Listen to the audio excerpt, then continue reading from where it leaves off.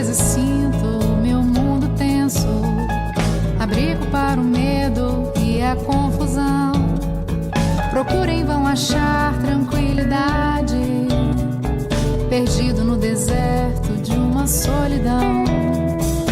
Como Paulo pela estrada de Damasco, encontro tantas pedras a me atropelar e fico cego em frente às dificuldades. E ao Senhor começo a perguntar: que farei para mudar o meu destino? Que farei para conseguir ficar em paz? Que farei para encontrar felicidade? Que farei para entender sua vontade? Atitudes de amor para com seu irmão, seja onde for, abre seu coração, fazer da caridade uma bandeira de luz. O caminho certo é seguir Jesus.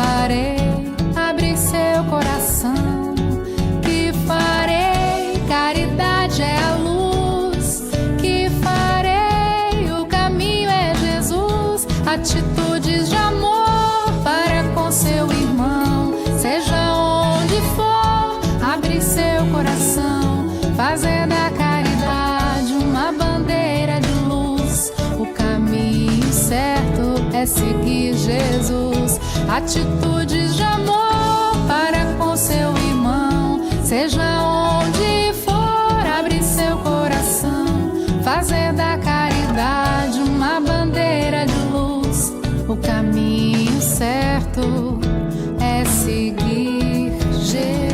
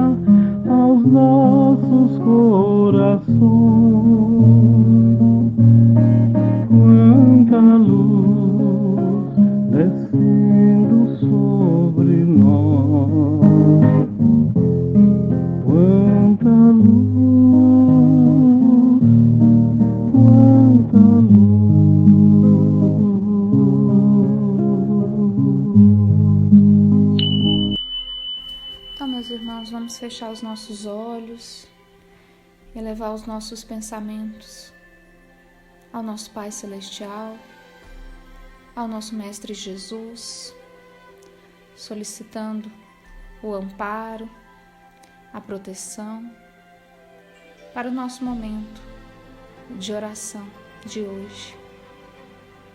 Obrigada, Senhor, por essa oportunidade de estarmos aqui mais uma vez reunidos em Teu nome. Agradecemos a espiritualidade amiga que coordena os trabalhos da nossa Casa Espírita Caminho da Luz, em Araçu, Goiás. Agradecemos a todos os irmãos que estão presentes conosco. muita luz e muita paz. Que assim seja. Então, meus irmãos, mais uma vez boa noite. Que a paz de Jesus esteja com todos nesta noite. Eu peço desculpas desde já, que eu vou acabar me estendendo um pouquinho mais hoje. Como todos nós sabemos, nós estamos no mês de setembro. Essa é a nossa primeira reunião do mês de setembro deste ano de 2020. E em setembro nós temos a campanha do Setembro Amarelo, que é a campanha de valorização da vida. Nós sabemos que tirar a própria vida é uma violação às leis de Deus, né? E está lá na questão 944 do Livro dos Espíritos. Kardec perguntou o seguinte: tem o homem o direito de dispor da sua vida? E a resposta dos Espíritos foi: não, só a Deus assiste esse direito. O suicídio voluntário importa numa transgressão desta lei. E aí Kardec pergunta: não é sempre voluntário o suicídio? E a resposta dos Espíritos é a seguinte: o louco que se mata não sabe o que faz. Primeiríssima coisa, louco não é uma palavra que nós usamos hoje, né? Hoje ela tem um sentido pejorativo. Então a gente troca esse vocábulo louco por transtornos mentais, né? Então vamos repetir: o portador de transtornos mentais que se mata não sabe o que faz. Quando nós falamos de suicídio, nós sabemos que temos nas obras espíritas, relatos de irmãos nossos no plano espiritual que se comunicam conosco contando que a vida não tem fim. Que aqui na Terra é apenas uma pequeníssima parte da vida, né? Da vida maior, que é a vida espiritual. E que quando se tira a própria vida, ao chegar ao plano espiritual, quem comete esse ato se depara com o fato de que a vida não acaba, né? E que continuamos os mesmos. Então, aquele que tira a própria vida sofre ao saber que não há como fugir, porque ele se encontra vivo, né? Existem relatos de irmãos que, ao perceberem que continuam vivos, tentam o ato novamente inúmeras vezes, sem sucesso, é claro, vivendo aí um ciclo de horrores, criado pela própria pessoa, né? É importante que se diga isso, não é um castigo. E esse desespero só gera mais e mais sofrimento. Então, o desespero em que se encontram, por vezes, impede que essas pessoas, que esses nossos irmãos enxerguem o auxílio que está posto à sua disposição, ali ao seu lado, né? Amigos espirituais, familiares ali do lado, e infelizmente não percebem diante da diferença de sintonia, né? Independentemente do que se possa fazer, nada é capaz de alterar o amor de Deus por nós. Então ninguém fica desamparado. Todos nós temos ajuda à nossa disposição, mas cabe a cada um de nós acessar essa ajuda, ou não, né? Nós temos escolha. E por histórias assim, como aquela que ocorre no livro Memórias de um Suicida, ditado pelo espírito de Camilo Castelo Branco para a médium Ivone Pereira, é que o Vale dos Suicidas ficou conhecido. Nesse livro, o espírito autor relata a sua permanência após o desencarne, após sua morte, no denominado Vale dos Suicidas, que seria uma região no mundo espiritual que abrigaria muitos suicidas. No livro está que essa região é densa, energia pesada, descreve lugares escuros, né, um lugar de tristeza, de amargura. A grande questão aqui é que nós, espíritas, muitas vezes elegemos o Vale dos Suicidas como sendo um lugar para o qual sempre que alguém tirar a sua própria vida irá, né? Uma determinação, algo determinante, e as coisas não são assim. Na doutrina espírita não existem dogmas, né? Não existe condenação. Então nós precisamos detalhar melhor a situação espiritual de quem tira a própria vida. Então, por motivos diversos, transtornos mentais, crises, processo obsessivo, surto psicótico com alucinação, gosto pelos prazeres materiais, perde-se esse instinto de sobrevivência. E aí se comete um ato equivocado. Então, quem tira a vida de seu próprio corpo faz o quê? Encurta a vida, certo? Porque é sabido por nós que antes da gente encarnar, né, antes de nós nascermos aqui na Terra, houve todo um planejamento e um trabalho espiritual para nós nascermos. Todos nós que estamos aqui pedimos para nascer, né, e participamos ativamente do nosso planejamento reencarnatório. Pois bem, em nenhum planejamento há previsão de que a pessoa acabará com a vida de seu corpo. Esse instrumento tão maravilhoso e tão importante concedido por Deus a nós para que nós possamos evoluir. Então, quando se concretiza esse ato extremamente equivocado, é importante que a gente entenda que se encerra a vida antes do tempo previsto, e isso gera consequências. Todo o corpo físico, para se manter vivo, ele é dotado de princípio vital, um fluido que está à nossa disposição, criação divina. Então, quando se mata o seu corpo tentando tirar a própria vida, o que acontece? Os espíritos nos dão conta de que há um excesso de fluido vital naquele corpo. Por quê? Porque havia um estoque disponível para que durasse até o fim planejado daquele corpo. Se ele morre antes, resta ali um fluido vital residual.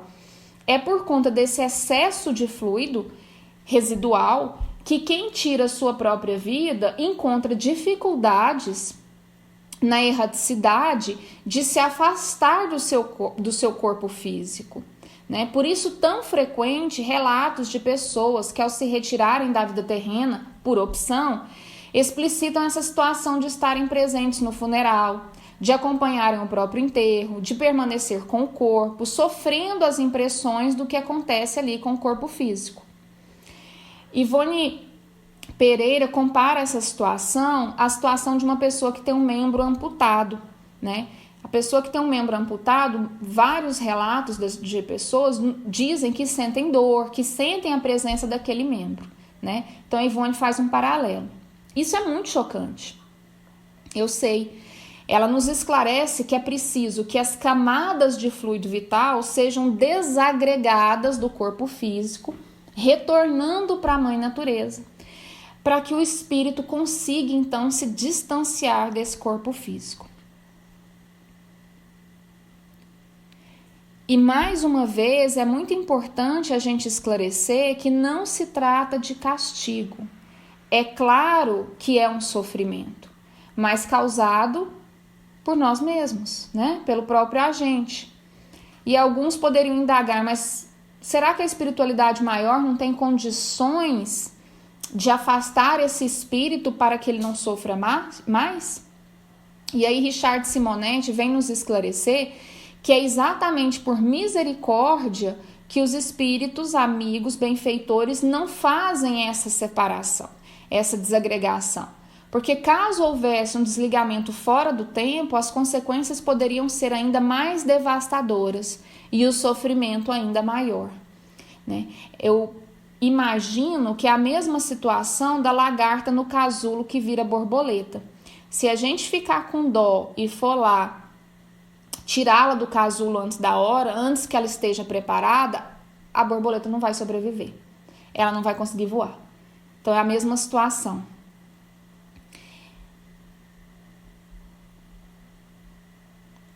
Então, separado do corpo físico, o que acontece?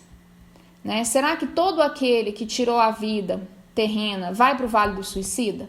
Não, não é simples assim, né? Se fosse simples assim, haveria uma determinação, uma condenação, e a gente sabe que não é isso que acontece. O que acontecerá e para onde esse espírito irá dependerá de suas condições, né? Depende se ele permanece rebelde, se ele permanece na erraticidade, tentando a prática do suicídio, depende também do tamanho da sua responsabilidade no evento.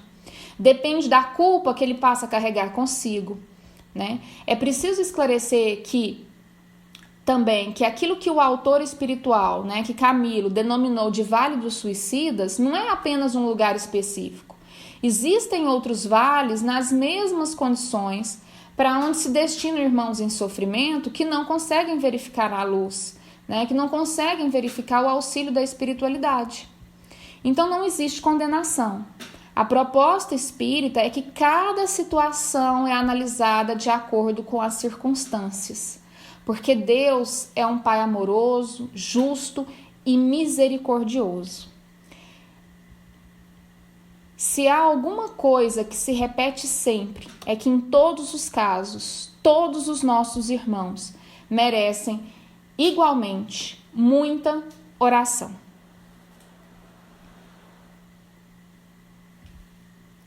Então, aquele que age por impulso e tira sua própria vida após uma discussão é um tipo de transgressão da lei da vida.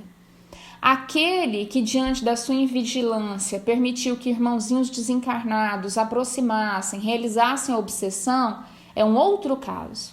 Especialmente se esses irmãos percebem as tendências e induz esse irmão encarnado ao suicídio. Nesse caso, cada um responde pela sua cota de responsabilidade. O que praticou o ato responde pela sua invigilância, mas o espírito obsessor responde pela indução ao suicídio. Porque aquele que era invigilante, nesse caso que a gente está citando, ele não tinha intenção de morrer. E é por isso que a resposta do Livro dos Espíritos é tão interessante, né? Aquela pessoa que se encontra em situação depressiva grave, que buscou tratamento, que pediu ajuda, a família se envolve e mesmo assim pratica um ato equivocado, ele não tem noção do que ele está fazendo. Como é que ele vai responder por um ato que ele não tem noção? É diferente de uma pessoa que aceita correr riscos desnecessários, como, por exemplo, dirigir perigosamente. São níveis de consciência diferentes e, portanto, a responsabilidade é diferente, né? A gente não pode se esquecer também do suicídio indireto, que é praticado através de condutas danosas ao corpo físico. André Luiz, por exemplo, lá no livro Nosso Lar, lá no início do livro, a gente encontra ele no início do livro sendo chamado, né, de suicida e ele não aceita aquela situação. Aí depois ele foi esclarecido que os comportamentos que ele tinha foram responsáveis pelo adiantamento da sua morte, né? O vício do fumo e também da bebida alcoólica, a vida sexual desregrada, e aí ele adquiriu sífilis e isso agravou muito o estado físico dele, de modo que ele causou a própria morte. E ele, como médico aqui na Terra, tinha todas as condições de saber que os atos que ele estava fazendo eram nefastos para a sua saúde física. Quanto aos problemas de saúde que uma pessoa que se suicidou em outra vida poderá apresentar em uma vida futura, também nesse caso é muito relativo, não dá para a gente ficar determinando. Ele poderá apresentar doenças congênitas, elas poderão surgir a partir de determinada idade. Pode acontecer que esse espírito não tenha um corpo físico comprometido, mas que apresente lesões complicadas no corpo emocional e no corpo astral. São muitas as variáveis, né? E em todo caso, as lesões justificam-se não como um castigo de Deus por conta do ato equivocado, mas porque referido ato provoca danos ao perispírito. E isso a gente precisa explicar melhor. O perispírito é um elo de ligação entre o corpo físico e o corpo espiritual. Ele não é denso como o corpo material, nem tão fluido como o espírito. Fica no meio termo e faz essa ligação. De modo que o perispírito imprime suas características no corpo físico e influencia na construção desse corpo físico. Então, se existem problemas no perispírito, esses problemas aparecerão fatalmente no corpo físico. E mesmo com a morte do corpo físico, é com o perispírito que o espírito se manifesta lá na erraticidade.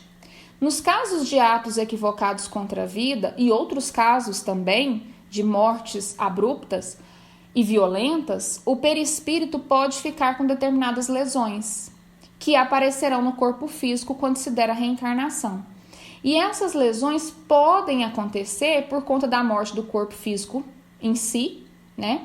Mas pode acontecer também porque quando o nosso irmão se vê vivo na erraticidade, ele continua, em alguns casos, tentando por inúmeras e inúmeras vezes se ver livre da vida, até ele danificar o seu próprio espírito. A espiritualidade nos relata também casos de danificar o perispírito pela culpa. E aí a gente pode citar o caso do Mário Sobral, no livro Memórias de um Suicida, que por culpa ele vai rejeitando as suas próprias mãos a todo momento. E isso vai danificando o seu perispírito de tal maneira que ele perde as mãos no perispírito. Elas desaparecem. Quando ele reencarna sem as mãos. Isso não foi um castigo, né? Isso aconteceu, um ato, uma consequência dos seus próprios atos, né? Então, na visão espírita, nós devemos esclarecer que aquele que induziu esse ato equivocado, então agora nós estamos falando de quem induziu o ato equivocado, seja espírito encarnado ou desencarnado, ele tem a sua cota de responsabilidade. E muitas vezes reencarna bem próximo ao suicida para auxiliá-lo nessa nova jornada. Agora, é claro que nem todo mundo que tem doenças congênitas ou corpo físico com limitações significa que tenha praticado suicídio em outras vidas. Porque nada é tão simples e tão determinante assim, né? Não é possível a gente achar que sabe o que fez ou deixou de fazer alguém em experiências anteriores só por verificar alguma doença ou limitação, tá? Não existe esse molde. O fato é que Jesus trouxe a terapia curadora de todos os males. E essa terapia é o amor. Só o amor salva. E aí, o que nós, da nossa parte, podemos fazer? Pedir ajuda, quando nós percebemos que nós estamos precisando. Ajuda de profissional especializado, ajuda na casa espírita, ajuda na família. E além do olhar para nós mesmos, nós exercitarmos o olhar para o outro. Perceber se alguém do nosso lado que não pediu, mas apresenta sinais de dificuldade. E também a gente precisa entender de uma vez por todas que quando alguém se machuca, quando alguém tenta tirar a sua própria vida ou se suicida, não é para chamar atenção, não é chantagem, não é fraqueza, não é frescura, não é falta de Deus, é dor. É porque viver tornou-se um fardo para aquela pessoa. Suicídio é ato de desespero. As pessoas precisam compreender, sentir que não estão sozinhas. Os especialistas falam em ROC, R-O-C. R de repare, de observar as pessoas que estão ao nosso redor. Verificar se existe alguém perto de nós que precisa da nossa ajuda. E verificando que a gente ouça, sem julgamento. Dor não tem régua, não tem balança, cada um é diferente, cada experiência causa uma dor diferente ou uma alegria diferente em cada um. Não vamos diminuir a dor do outro, né? Apenas ouvir, sem comparar, sem falar da gente, né? Ouvir com o coração e com o tempo. E por fim o C, de conduzir, né? Incentivar a buscar ajuda profissional, habilitada, na família.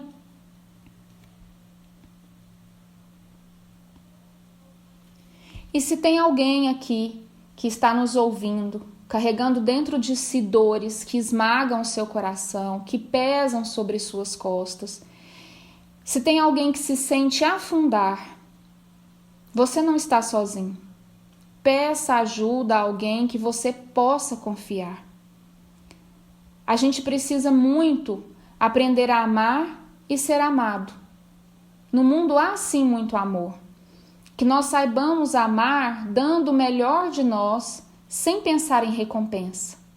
Mas que nós também saibamos receber e que nós sejamos gratos, porque muitas vezes alguém nos dá tudo o que possui e ainda assim para nós não é suficiente, mas aquela pessoa nos deu o que podia. Então saibamos receber com gratidão e seguir como seres autônomos que somos. A morte não põe fim ao sofrimento, a morte não põe fim à dor. Não só porque o suicídio mata apenas o corpo físico, mas também porque é a dor de quem fica, a dor daquele que sobrevive. Divaldo Pereira Franco, parafraseando um pensador inglês, afirma que o homem moderno perdeu de si mesmo, concentrando-se no ter, no poder e no gozar. Então nós precisamos reencontrar o sentido da vida e o sentido da dor. E qual que é o sentido da vida? Viver. Viver no mais puro sentido e significado, no sentido de vivificar, de experienciar todas as oportunidades, das mínimas às máximas, que se apresentam para nós. Nós estamos aqui nesse planeta para evoluir e dar sempre um passo em direção ao nosso Pai Celestial, a conexão profunda com o nosso Criador. Estamos aqui para viver. E o significado da dor? A dor é nossa amiga. Quando nós colocamos as coisas no automático, sem experienciar, acontecem coisas como estão acontecendo agora conosco. Nós somos convidados a retornar ao lar, a retornar ao nosso interior. Então a dor nos traz para o caminho de volta. A gente é que escolhe se vive pelo amor ou pela dor. Então, meus irmãos, mais uma vez, nós convidamos para fecharmos os nossos olhos, elevar o nosso pensamento ao nosso Pai Celestial, agradecendo a oportunidade de estarmos aqui vivos, dessa experiência terrena, que nós consigamos a cada dia buscar fazer o nosso melhor, sempre com atenção na vida, no momento presente. Obrigada, Senhor, por esta oportunidade. Obrigada à espiritualidade amiga que esteve conosco aqui todo esse momento, visitando o lar de cada um de nós, promovendo a harmonização, nos auxiliando neste momento com a fluidificação das nossas águas, sendo colocado nela o remédio necessário para cada um de nós, para os nossos males físicos, mentais, espirituais. Obrigada, Senhor, que possamos ter uma semana de paz, de luz e especialmente de muito amor. Que assim seja.